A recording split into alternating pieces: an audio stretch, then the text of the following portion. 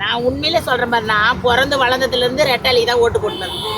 ஆனால் இப்போ வந்து விஜய் போடலான்னு நான் யோசிச்சு வச்சுருக்கேன். என்ன எங்கள் வீட்டுக்காரர் வந்து திமுகவில் இருக்காரு, முக்கிய பொறுப்பில் இருக்காரு.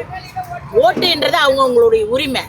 அவர் எந்த கட்சியில் வேணாலும் இருக்கட்டும், என்னுடைய உரிமையை அவர் தட்டி பறிக்க முடியவே முடியாது. எனக்கு எங்கே விருப்பமோ அங்கே தான் நான் பண்ணுவேன். நான் ரெட்டாளிக்கு தான், எனக்கு 53 வயசு ஆகுது. நான் எப்போவுமே ரெட்டாளி தவிர வேறு எந்த கட்சிக்கு நான் போட்டதே கிடையாது.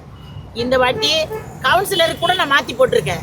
ஆனால் இந்த மாதிரி முதலமைச்சருக்குன்றப்போ நான் யாருக்கும் போட்டதே கிடையாது.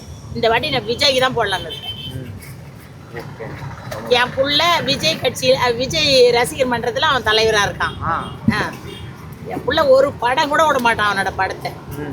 சரி வரட்டுமே புள்ள ஒரு வாட்டி குழந்தை வரட்டும், அது என்ன பண்ணுது பார்க்கலாம். நிறைய பேர் என்ன சொல்றாங்கன்னா, இப்போ இவங்க குடும்பத்திலேயே பிரச்சனையை சால்வ் பண்ண முடியல, பெண்களுக்கு இது பண்ண அவன் பிரச்சனையாண்டா. உன்னோட நாத்தத்தை எடுத்து விட்டோம்னா எங்கேயோ போவோம். அவனையா நீ குத்தி கிளப்புற? உன் நாத்த நாரியும் கிடக்குது. அத்தை முதல்ல சென்ட்டு போட்டு மூடுன்ற அவனையா பற்றி பேசுற? அவன் கணவன் மனைவி போயிடுவாங்க, நாளைக்கு ஒன்றா குடிக்குவாங்க.